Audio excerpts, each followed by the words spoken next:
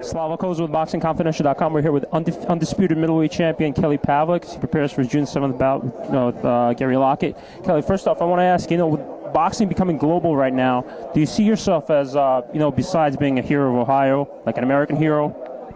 Not really. Maybe inspirational to people, because of the first Taylor fight, but I don't see it as a hero.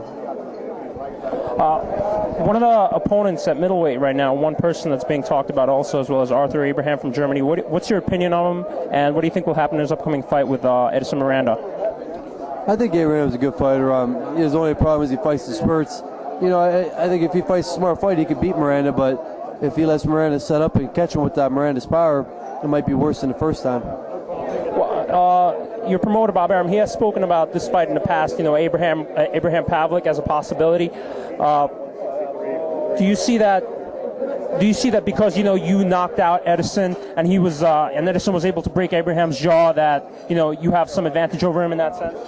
That right now is kind of too much in the future, but that might be a possibility. Talking about Abraham, but one of the questions he said, one of the things he has said recently is, if he's given the opportunity, Oscar De La Hoya would be a more important fight to him than you.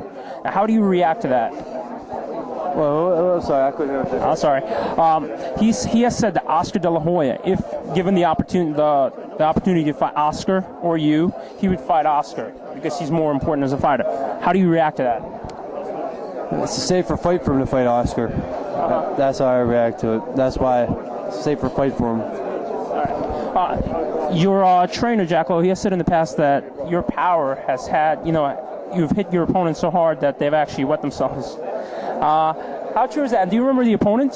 What was the fight? I remember the fight with Robert Desoyan. Now, I don't know if he wet himself, but he was out pretty bad, and a lot of people said that he did. But that fight there was Eric Olds. That fight, I knocked him up. There was a lot of pretty much vicious knockouts. Do you see Jack Lowe as like your trainer as like a second father to you? There's a lot of fighters they have that relationship with their trainer.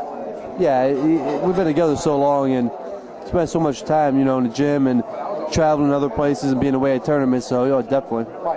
Do you think your father's a little jealous of the relationship you have at all? No? Nah, me and my poppies, we got a relationship. That's one thing I gotta say there. They don't get much closer, father and son relationship than what me and my dad have. Well, final question then.